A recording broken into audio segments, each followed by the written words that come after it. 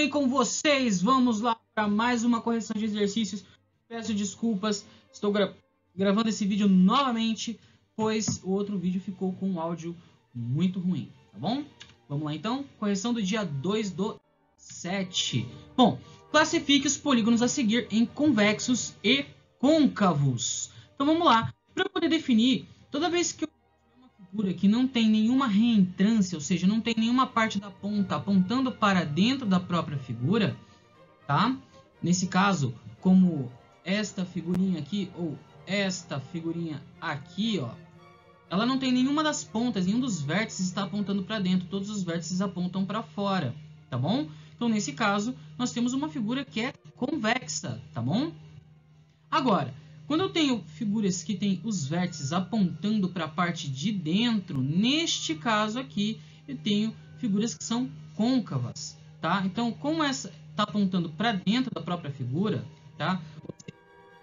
Para a própria figura, nesse caso aqui, nós chamamos essa figura de côncava. Concavidade é toda vez que você tem uma parte apontando para dentro. Quando você pensa no buraco, por exemplo, ele é uma concavidade. Ele é côncavo porque ele está apontando para dentro da própria figura, ok? Agora, toda vez que você tem uma ponta, né, objetos que fazem para fora, nesse caso, esse objeto é convexo. A mesma coisa acontece, por exemplo, na física, quando você vai ver espelhos, né, ou lentes, a lente do óculos, por exemplo, ela tem ali uma parte que é convexa e uma parte que é côncava. E ela depende muito disso para poder definir, por exemplo, causar a definição de imagem que nós precisamos, ok? Então, ó, parte de convexidade, ou seja, objeto que é convexo e objeto que é côncavo. Na letra A, nós temos essa figura com todos os vértices apontando para fora. Dá uma olhada aqui, ó. Peguei só alguns como exemplo, tá bom? Então, ó, estão todos apontando para fora. Agora, aqui eu tenho este daqui que está apontando para dentro. No triângulo, ó, todos os vértices, eles apontam para fora da própria figura, tá vendo, ó? Então, nesse caso, eu tenho uma figura que é convexa.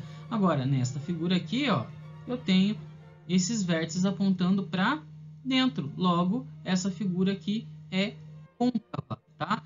Professor, se eu tiver só um vértice apontando para dentro, ela já é côncava? Sim, ela já é definida como um polígono que é côncavo. Beleza? Vamos para o próximo exercício? Vamos lá, então.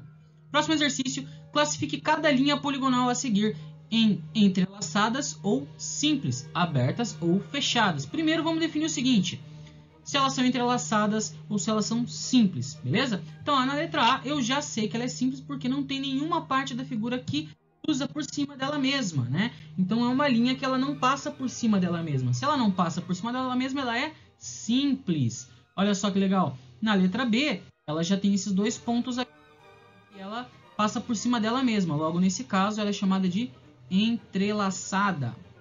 Na letra C, ela novamente não tem nenhuma parte da figura que passa por cima dela mesma. Ela é simples. E na letra D, eu tenho esses dois pontos aqui, ó, em que ela vai passar por cima dela mesma. Logo, ela se torna entrelaçada, tá?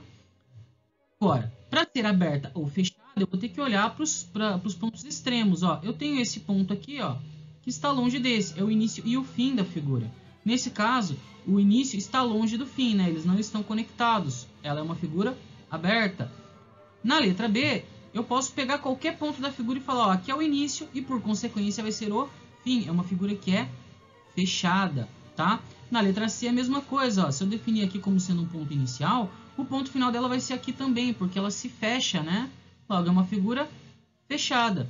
E na letra D, bom, eu tenho um ponto inicial aqui e eu tenho um ponto final aqui, indiferente, né? Pode ser o contrário também. Logo, ela é uma figura aberta, tá bom? Vamos lá para o próximo? Bom, na imagem a seguir, há dois triângulos equiláteros e um quadrado, tá bom?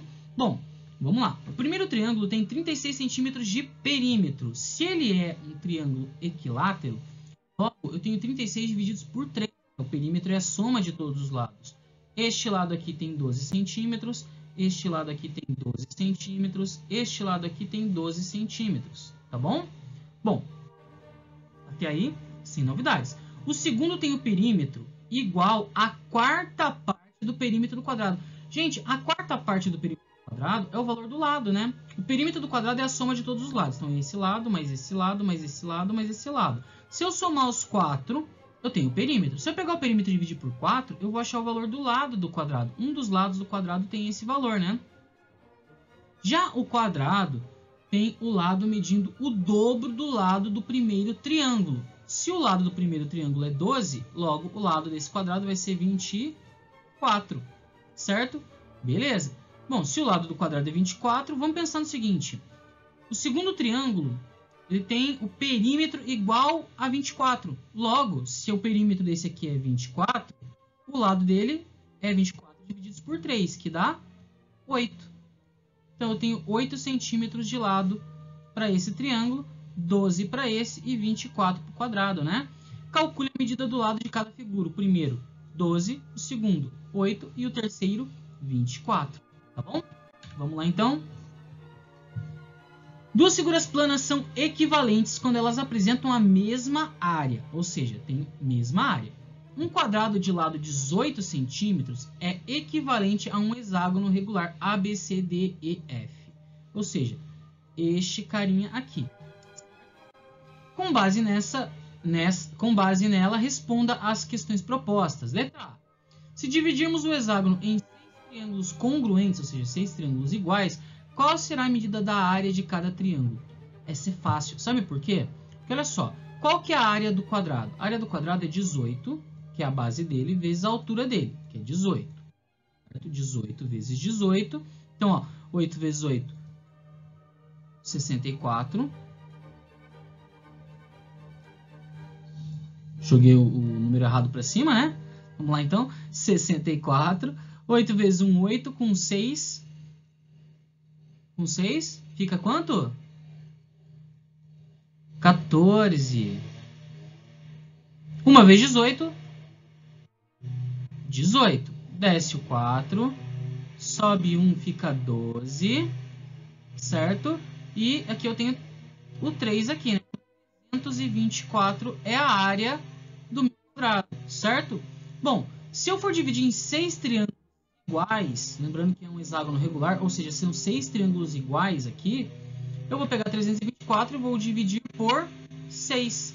Bom, 32 divididos por 6 dá 5. 5 vezes 6, 30. Sobra 2, baixo 4. 24 divididos por 6 dá 4. 4 vezes 6, 6 vezes 4, 24. Sobra. Beleza? Então, nós temos aqui 54 é a área de cada um dos triângulos, tá? Ó, 4 para cada um deles aqui, ó. Ok? Perfeito. Respondendo agora a letra B, fala assim: podemos afirmar que esses triângulos são equiláteros? Gente, se o meu hexágono é regular, ele vai formar, né, a medida aqui, ó, tá? É a mesma medida daqui, que é a mesma medida daqui, que é a mesma medida daqui. Logo, ele tem triângulos que têm a mesma medida de lado, tá? Logo, todos os triângulos ali são equiláteros, tá? Então, se é um hexágono regular, os formados dentro dele são, sim, equiláteros. Certo? Vamos para a última questão, que é a questão de número 26. O transferidor meça cada ângulo interno da figura a seguir e seus lados e assinale o que aqui representa um polígono regular, tá? Polígono regular são figuras que têm a mesma medida de lado, ok? Então, olha só, aí eu preciso que vocês utilizem um transferidor para isso, tá? Mas já adiantando quais são os ângulos internos aqui, ó. 135, e aqui eu tenho um ângulo de 60 aqui e um ângulo de 120 neste ponto aqui, ok? Medindo agora, utilizando uma régua aí para vocês poderem verificar, tá? O octógono é regular, já que apresenta todos os lados e os ângulos internos são todos congruentes, ou seja, são todos iguais, beleza? Apesar do retângulo ter todos os ângulos internos iguais, nós já sabemos que ele não é regular, tá bom? Vamos lá então? Galerinha, meu muito obrigado. Peço desculpas novamente.